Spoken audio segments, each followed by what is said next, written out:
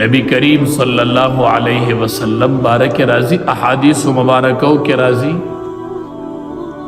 د دوالو جہاد نو سردار نام علی حسیر پا یو چٹائے باندې ادو د کجورو د پانو نه جوړه دا هغه چټای باندې د دوالو جهاد نو سردار ودو صحابي راغی چې د دوالو جهاد نو سردار را پاسې نو وجود باندې نخي جوړ شي هغه چټای په نازبین وجود کې نخي کړي نو صحابي د دوالو جهاد نو سردار ته فرمایي و اذا الله حبيب حکم نه کوي چې تعالی یو نرم بستر جوړه کړي تو گورا د پلان کی زئی بادشاہ د پلان کی زئی بادشاہ غ سمر آرام او راحت کی دی سمر نرم نرم بسترو کی دی اللہ حبیب تعالی و نرم بستر نہ جوڑو ما د دوالو جہاد نو سردار صحابی ته جواب ورکی مالی وللدنیا مالی وللدنیا وی زمو د دنیا د یو بل سره سویم زمو د دنیا د یو بل سره سنی مونږ وایو د پلان کی سره مړه زما سوی مده د بل کلی سړی زما سره سه پولا پټې شریک زما د سره سوی مده د دوالو جهاد نو سردار فرمای مالی وللدنیا زمو د دنیا د یو بل سره سوی زما د دنیا د یو بل سره تعلق نشته هو الا کراکبن زمو د دنیا تعلق چې دیغه پشان د یو سور دی چې یو کس په سورلۍ باندې سور یو په لاره روان نو دی وبس کی دی دمه کوي دی چې ډوډۍ کوي خوړه نکله کوي پوره یو کس په لاره رواني که نه ته ورته شپه وکړه یاره شپه نه کوم ما ته مخې ته سفر نو وبس کی ډوډۍ خوري دمه کوي ونې نه سورې حاصلوي خو ډاریک رواني وي ما ته مخې ته سفر نو د دوالو جهاد سردار صحابي تو فرمایل زمو د دنیا مثال د راکب پشان دی بس څنګه چې یو سړی په لاره سور رواني زه په یو سفر روان زم په لاره سور بس دنیا کې چای روټۍ او ژوند تېروم خو زما مثال د یو سور عبداللہ ابن عمر رضی اللہ عنہما فرمائی وی د دوالو جهاد نو سردار راغ اخذ بمنکبی او زید اگون اونیو نبی علیہ السلام راغ او زید دوالو اگون دیسی اونیو صد دوالو جهاد نو سردار تا متوجه شم چه ما تا خبر کی زکی د اگون اونیو چه اگون نبی علیہ السلام اونیو لما اوز نبی علیہ السلام تا متوجه شم ما تا وی کن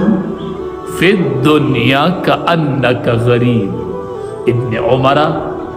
پا دنیا کی دسی جون تیرا ولکا مسافر دنیا کی دسی جون تیرا ولکا مسافر چی جون تیرے کن فی الدنیا کا انکا غریب دنیا کی دسی جون تیرا وچی گویا تا مسافر زمونگ دا استاسو دا رشتہ دار چی ملیشو دوبئی تلاڑش گورال تزان لخکولے گاڑے نانی دبئی کور نانی ویزه مسافر مزخ پل وطن تروانی زما د ډول زی وطن دی کور به الته جوړو ما الته به د مزدورانو په جامو کې ګرځي او سهولیات ځان ته نه رغي ویزه دلته مسافر زما وطن بل نو د دواړو جهاد نو سردار صحابي ته فرمای کن فی الدنیا کانک غریب گویا ته مسافر دنیا کې ځان دسی تسلیم ابراہیم ابن ادہم رحمت اللہ علیہ دا بادشاہ دے دا بلخ بادشاہ دے او پا یو شاہی تخ باندے ناس دیکھیں او کس راگ اور توی حضرت یو مسافر راگلے دی بنگلے کی گرزی را گرزی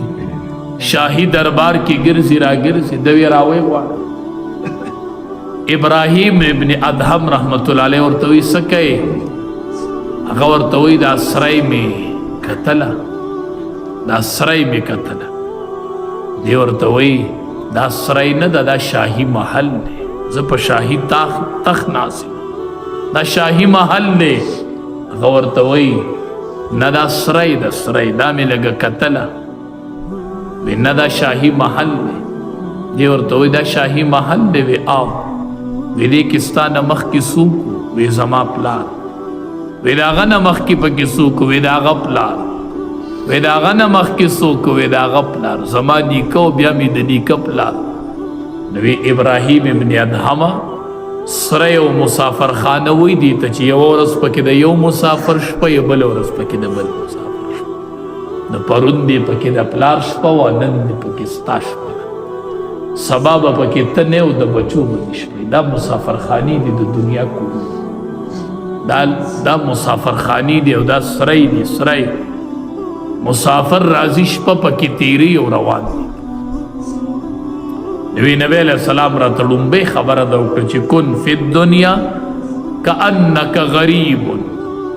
دویمه خبر او عابر سبیل یا په دنیا کې داسې ژوند تیروله که د لارې تلونکی په لاره چې سړی روان نو تاسو ته مه وي چې په لاره سړی ځي دی اوبه څکي که نه او ډوډۍ م خوري اوبه م څکي دمه م کوي خوب هم کوي نو دا هر څه به کوي خوړه نه کلکوي په لاره روان چې هغه ړه نه کلکوي نو دنیا کې خوره او څکه او اغونده خوړه پکې مه کلکوه چې آخرت تر نه هیر نشي دنیا کې ړه مه کلکوه دنیا کې وړه نه کلکوه اچانک په الموت یأتی بغتتن مرگ بډیر اچانک راشي ډیر ناڅاپه به راشي پوری به پوری پاتی او را پوری به را پوری پاتی ډیر د افسوس په حالت کې بعضې مرګ راشي سړي نه هر څه نیمګړي پاتې شي د سړي ارمانونه نیمګړي پاتې شي نیمګړي ارمانونه دا دنیا د نیمګړو ارمانونه دا هر څه به نیمګړي کېږي د دنیا په یو شي به مړه نه مطمئن چې کله نبی کریم صلی الله علیه وسلم صلح حدیبیه وکړله مشهوره صلح ده شرایط پاغې کې توی شو چې د مسلمانانو نه څوک کافرانو له راشي نو دی به واپس کېږي د کافرانو نه چې څوک مسلمانانو له راشي نو دی به واپس کېږي دا به مونږ له راکوئ دا شرط پکې توی شو او چې د دینه اپله راشي دی به نه واپس کېږي صحیح خو چې کم کس د کافرانو نه راغی هغه به مونږ ته واپس کوئ دا په شرایطو کې و نبی علیہ السلام وی ٹھیک چې څنګه صلح وشوله دې کې یو کس ایمان راوړ ابو بصیر رضی الله تعالی عنه نوم یې هغه ایمان راوړ راغی چې د دواړو جهاد سردار خواته کېناست نبی علیہ السلام ورته وی ما خو صلح کړی صلح کې شرط دو چې د کافرانو نه څوک مسلمانانو له راغی مسلمان شو دی به واپس کېږي مسلمانان به ځان سره نه ایساري ته واپس هغه وی د الله حبیب زه خو نه ما ایمان راوړی دی ما خو قوم نه پرېږدي زه چېرته لاړ شم نبی علیہ السلام ورته زه دین نه پرېږدم ما شرایط لیکلي دي زه جنگ نه ګرموم زه تا نشم ایسارولی وی د الله حبیبه هلته مې قوم نه پرېږدي دلته ته اجازه نه زه دې نشم پرېښودلی واپس اقا صحابی ابو بصیر رضی اللہ تعالی عنہ نبی علیہ السلام واپس ولی دلته خو قوم تتلی نشو ځکه ایمان راوړی قوم خو پرېښوده نه نو د یو دریاب په غاړه باندې دیره شوې زه دلته به کښېنم د الله په اسره ناستې قوم هم نه پرېږدي او د دواړو جهادو سردار لم نشي تللی نبی علیہ السلام هم نه پرېږدي نو زه یو دریاب په غاړه باندې کښېنم چې چا به ایمان راوړو جو راتلل به د سره به دیره کېدل ځکه نبی علیہ السلام خو نوي نه پرېښودل صلح کې شرط ده یو شرط ده نو دله به نور چې به ایمان راوړو جو راتلل به د سره به کېناستل نو د سره ډېر شي کسان جمع شو لویه قافله جوړه شوه د دې ابو بصیر رضی الله تعالی عنه سره نو چې کله به د کافرانو قافلې په لاره تللې دي به پې حملې کولې نو دی کفارو نبی کریم صلی الله علیه وسلم ته سوال جواب وکړل وی به دا ډله ځان ته وغواړه دی بوځه مونږ ته نه یې نیولی په شرایطو کې ځان له یې وغواړه نبی کریم صلی الله علیه وسلم د ابو بصیر رضی الله تعالی عنہ په نوم باندې خط لیکي. خط ورته لیکي چې راځه زما خواله وس، ما سره باقی ورځې تیرې کړه. د دواړو جهانو سردار د ابو بصیر رضی الله تعالی عنہ په نوم خط ولیکه چې راځه زما خواله دا باقی ورځې ما سره تیرې کړه. هغه خط چې کس راوړو نو نبی علیہ السلام ته پته نه وه ابو بصیر رضی الله تعالی عنہ ډیر بیمار شوی. سمندر هواګانې چلیدلې وي، سمندر هواګانو والے ډیر سخت بیمار، دومره طاقت پکې نو چې د ځای نه راپاسي. او دې کې ولا د دواړو جهاد سردار د طرف نه خط چې ابو بصیره راځه دا باقی وخت ما سره تیر که بس ما ته اجازت میلو شو، راځه دا باقی وخت ما سره تیر کړه. ابو بصیر رضی الله تعالی عنہ ته چې د دواړو جهادو سردار خط را ورسېدو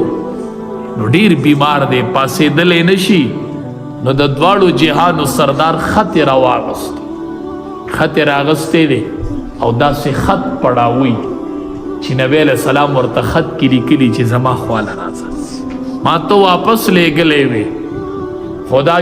شرایطو کې اوس اوس واپس راځه. ابو بصیر رضی اللہ تعالی عنہ خط راغستے د نبی کریم صلی اللہ علیہ وسلم. اغا خط پڑاوی، خط د لاسو نه ارتو شو، خط پسینه باندې ولګېدو او ابو بصیر رضی اللہ تعالی عنہ وفات شو د دنیا نه. اغا د امام الانبیاء خط لاس کې دیو د دنیا نه. نبی علیہ السلام ورته ما خواله راځه، خود خوا وقت ختم شوی اسی نیمګړی د دنیا نه ارمانی لاړ. دا دنیا داسې نیمګړی، دا دنیا داسې ارمانونه بری د پاتې کیږي او دا نیمګړي هر څه به نیمګړي کیږي. ځکه نبی علیہ السلام صحابي ته وایي دنیا کې ژوند تیری او عابر السبیل، داسې ژوند تیروه لکه د لارې یو تلونکی چې په لاره ته د لارې یو تلونکی په لاره روان یې، ړمک لکه وه په دنیا، ړمک لکه. داود علیه السلام چې انبیا ټول غیرتمند، ټولو انبیاو کې ډېر غیرت، هر پیغمبر باندې به د غیرت حد تمام. داود علیه السلام یو ورځ د کوره ووت، دروازه یې بنده کړه،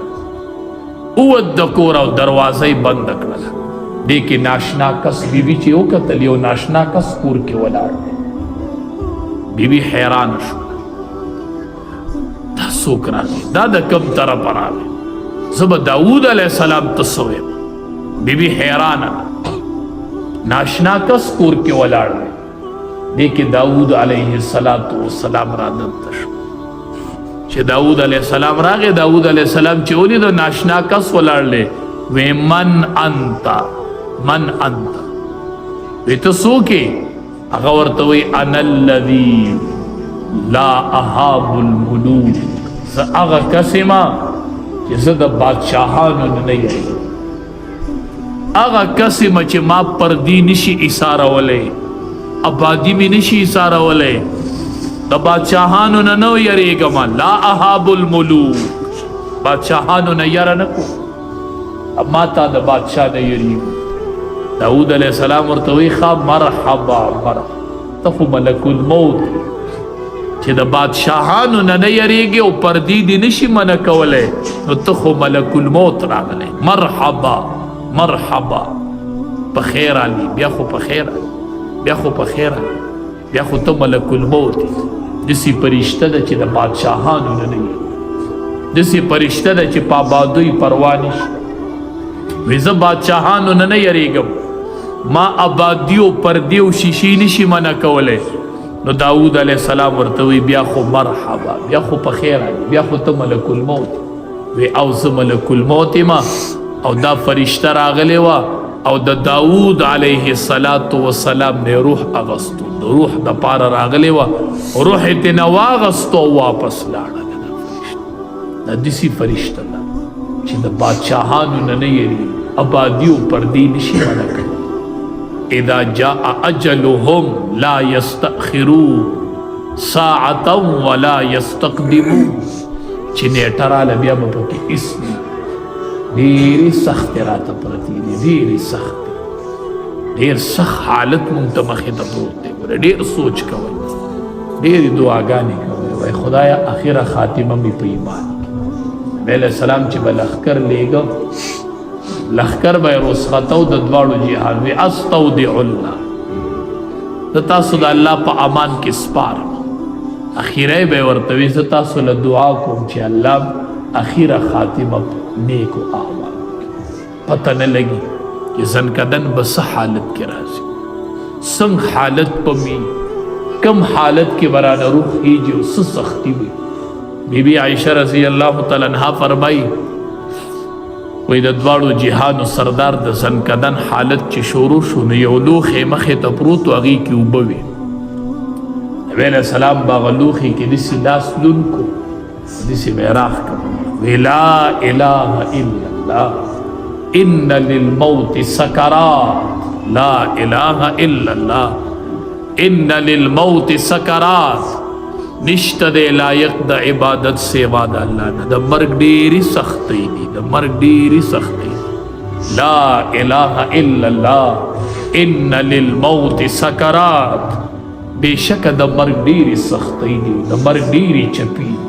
بس دقه دعا به یې کوله او لاس به یې لمده و داسې به یې په مخ راغله او دعا به یې کوله اللهم هون علی سکرات الموت دا دعا کوي ښه اللهم هون علی سکرات الموت یا الله په ما د مرګ هغه سختۍ اسانه کړي خدایه په ما د مرګ سختۍ اسانه کړي زما زنکدن اسان اللهم هون علی سکرات الموت یا الله د مرګ سختۍ او چپی را باندې اسانه کړي الله په ما اسانه دومره سخت حالت د مرګ ډېر سخت حالت عمر ابن العاص رضی اللہ تعالی عنہ دا یو صحابی دی د زنکدن ټیپ شروع شو نو بچی راغی خواته ورسره کېناست پلاره تا به یوه خبره کوله پلاره تا به یوه خبره کوله چې یو عقلمند کس پکار دی چې ما ته د مرګ د حالت وایي چې په ده باندې په دې ټیم څه تېرېږي چې په ده باندې په دې ټیم څه تېرېږي وی تا به دا ویلي اوس ستا د زنکدن حالت دی په تا څه تېرېږي ته ما ته ووایه تا به دا ارمان کوه تا به وی یو عقلمند پکار دی چې ما ته د مرګ حالت بیان کړي چې په ده څه تېرېږي نو پلاره اوس په تا د زنکدن حالت دی چې په تا باندې څه تېرېږي اوس څه حالت عمر ابن العاص رضی اللہ تعالی عنہ ورته وی دا د بیان ټیم نه دی زه نشم بیانولی بس زه دې ټیم کې بیان نشم کولی خو ما ته داسې محسوسیږي که نه لکه چې د پلانکې غر چا راغستی دی او زما د سینې د پاسه یې ما ته داسې سختي محسوسیږي لکه دا غر چې مې د سینې د پاسه پروت په داسې حالت کې یم نو دومره بوج محسوسومه چې لکه دا پلانکې غر چې مې د سینې د پاسه پروت دومره بوج دی را دومره سختی دی را باندې د زنکدن نو مونږ او تاسو ته مخې ته ډېرې د زنکدن سختۍ پرتې خدای زنکدن به په کم حالت کې وي سا به په کم حالت کې خیږي الله ته به په کم حالت کې مخامخ کېږو کم حالت خو وي مرګ به په کم حالت کې راځي ډېرې سختۍ پرتې ډېرې دعاګانې کوي الله اخره خاتمه په ایمان کې او اللهم هون علی سکرات الموت الله په ما د مرګ چپی اسان بختور خو صحابو چې دنیا کې ورته د دواړو جهانو سردار د جنت زیر ته جنتی ته جنتی صحابو ته یو ورځ وی لکل نبی رفیق د هر نبی ملګری د هر نبی ملګری ورفیقی زما ملګری پیژن صحابو ته وی زما ملګری درته معلوم دی ورفیقی زما ملګری یعنی فی الجنت په جنت کې عثمان رضی اللہ تعالی عنہ صحابو په جنت کې به زما ملګری عثمان دا زما د جنت ملګری دی جنت کې به ما او عثمان رضی الله تعالی عنہ ملګری، ما او عثمان رضی الله تعالی عنہ به ملګری، دا زما د جنت ملګری. په دنیا کې ورته د دواړو جهاد سردار زیری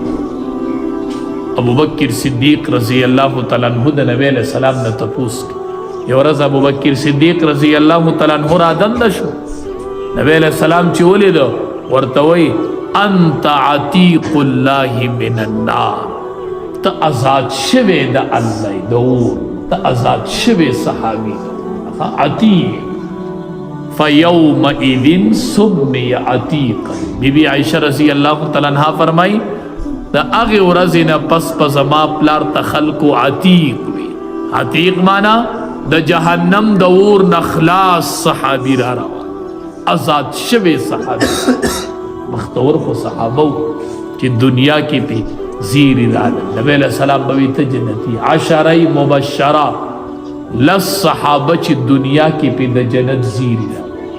عشره مبشره ورته. ابو بکر صدیق رضی اللہ تعالی عنہ یو ورځ نبی کریم صلی الله علیه وسلم نه تپوس کړه، الله حبیبه جنت ته چې خلق داخلي هر سړی به په یو خاصه دروازه داخلي. گزار چې رچا منځونه ډیری هغه د منځونو په دروازه، چا روجي ډیری هغه به په باب الریان داخلي. اخو به مختلفو دروازو باندې به خلق داخليږي. د الله حبیبه دسی به پکې سوکي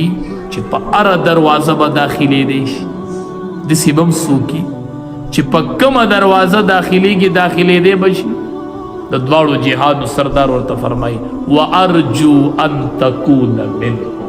زما امید دا دی چې ته به دغه خلقو دی، یا صرف ته چې په هره دروازه به داخلي دی شي، په هره دروازه. ته چې کله چې ابو بکر صدیق رضی الله تعالی عنہ جنت ته ځي او د جنت د تلو ټیم راشي، نو هر دروازه به وي مرحبا مرحبا مرحبا، په خیر علی په خیر علی په خیر علی. نن چې زمونږ په دنیا کې دو درې تنه استقبالو کې وي خیر علی په خیر علی، مونږ څومره خوشحاله شو. او د ابو بکر صدیق رضی الله تعالی عنہ چې جنت ته ځي هر دروازه به ورته وي مرحبا مرحبا مرحبا، په خیر علی په خیر علی. د جنت ټولې دروازې به استقبال، هر دروازې د طرف نه ورته آواز راځي. نو داخليږي به ابو بکر صدیق رضی الله تعالی عنہ په یوه دروازه، خدا دا به د الله له طرف نه یو اعزاز ده چې د جنت هر دروازه به ورته آواز کوي مرحبا مرحبا مرحبا، په خیر علی په خیر علی په خیر علی. بختور صحابه